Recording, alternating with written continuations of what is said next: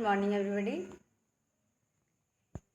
आज के क्लास में हम लोग जानेंगे कि हिंदी आप लोगों के लिए 100 मार्क्स का हो गया है, जिसमें से व्याकरण से 50 मार्क्स और बुक से 50 मार्क्स।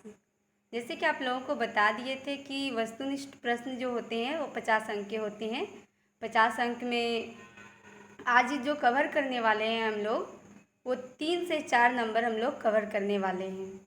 आज का जो क्लास है उसमें है कि रचनाकार का नाम और उसने कौन सी कहानी लिखी है या कौन सी कविता लिखी है, उनका नाम। चलिए अब आते हैं गद्य खंड। गद्य खंड में फर्स्ट जो कहानी लिखी है बातचीत। बातचीत आप लोग साधारण तौर पे जानते भी हैं, बातचीत क्या है। बातचीत के रचनाकार कौन है? बातचीत के रचनाकार है बालकृष्ण भट्ट। कौन है बातचीत के रचनाकार? बालकृष्ण भट्ट है बातचीत के रचनाकार। अब बातचीत के रचनाकार बालकृष्ण भट्ट है, तो जब कहानी हम लोग पढ़ेंगे तो जानेंगे कि बालकृष्ण भट्ट का जन्म कब हुआ था और बालकृष्ण भट्ट का निधन कब हुआ था, बालकृष्ण भट्ट किस युग के कवि थे। तो ये सारी चीज़ हम लोग कहानी में जानेंगे। नेक्स्ट है उसने कहा था। उसने कहा था को किसने लिखा है? आप लोग को एग्जाम में पूछे जाएंगे उसने कहा था कि रचनाकार कौन है। तो कौन है रचनाकार उसने कहा था? चंद्रधर शर्मा गुलेरी। कौन है? चंद्रधर शर्मा गुलेरी है। अब है संपूर्ण क्रांति। संपूर्ण क्रांति के रचनाकार कौन है? संपूर्ण क्रांति के रचनाकार है जयप्रकाश नारायण। कौन है? जयप्रकाश नारायण है संपूर्ण क्रांति के रचनाकार। नेक्स्ट है अर्धनारीश्वर। अर्धनारीश्वर को किसने लिखा है? रामधारी सिंह दिनकर ने लिखा है। किसने लिखा है अर्धनारीश्वर को? रामधारी सिंह दिनकर ने अर्धनारीश्वर को लिखा है। रोज। रोज के रचनाकार कौन है? सच्चिदानंद हीरानंद वात्स्यायन अज्ञे। रोज के रचनाकार कौन है? सच्चिदानंद हीरानंद वात्स्यायन अज्ञे। एक लेख और एक पत्र। एक लेख और एक पत्र को लिखा है भगत सिंह ने। किसने लिखा है? भगत सिंह ने। ओ सदा नीरा। ओ सदा नीरा को लिखा है जगदीश चंद्र माथुर। इन सब पता है ये चीज़ आप लोगों को क्यों दिया जा रहा है? क्योंकि आप लोग इसको अच्छे से अच्छे तरह से याद करेंगे।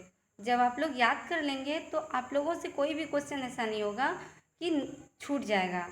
हम लोगों का जो टारगेट है 80 मार्क्स लाना, वो 100% सक्सेस होगा और उसको हम लोग लेके ही रहेंगे। ओ सदा नीरा के लेखक कौन है? जगदीश चंद्र माथुर। सिपाही की माँ को किसने लिखा है? सिपाही की माँ को लिखा है मोहन राकेश। सिपाही की माँ के रचनाकार कौन है? मोहन राकेश। परगीत और समाज। परगीत और समाज के जो रचनाकार है वो है नामवर सिंह। कौन है? नामवर सिंह। जूठन के पात्र कौन है? ये जूठन के रचनाकार कौन है? जूठन के रचनाकार है, देखिए जूठन के रचनाकार है ओम प्रकाश वाल्मीकि। कौन है? ओम प्रकाश वाल्मीकि है जूठन के रचनाकार। हंसते हुए मेरा अकेलापन। हंसते हुए मेरा अकेलापन के रचनाकार कौन है? मलयस। कौन है? मलयस। तिरीच के रचनाकार कौन है? उदय प्रकाश। तिरीच के रचनाकार कौन है? उदय प्रकाश। शिक्षा। शिक्षा के रचनाकार है जय कृष्ण मूर्ति। कौन? जय कृष्ण मूर्ति। चलिए अब आते हैं काव्य खंड में। काव्य खंड में जो है, जो फर्स्ट है पोयम वो है कड़वक। कड़वक को किसने लिखा है? मलिक मोहम्मद जायसी ने लिखा है। किसने लिखा है कड़वक को? मलिक मोहम्मद जायसी ने कड़वक को लिखा है। पद। पद इसमें दो है, एक तो सूरदास के द्वारा रचित है और दूसरा जो पद है वो तुलसीदास का रचित है।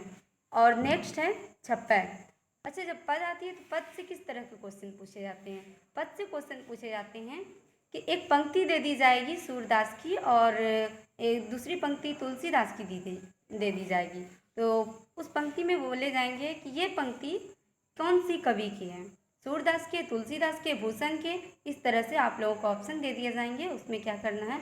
टिक करना, यानी गोले करना है।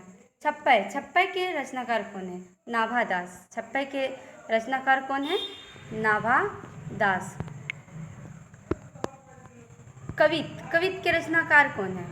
कवित्त के रचनाकार है भूषण। कौन है? भूषण। ये रहे भूषण। तुमुल कोलाहल कलह में इनके रचनाकार जो हैं, तुमुल कोलाहल कलह में इनके रचनाकार जयशंकर प्रसाद है। कौन है? जयशंकर प्रसाद। पुत्र वियोग, पुत्र वियोग को लिखा है। पुत्र को, जब किसी के पुत्र को कुछ हो जाता है, उनके पुत्र उनसे दूर हो जाते हैं, तो इसी के संदर्भ में ये कविता लिखी गई है, पुत्र वियोग।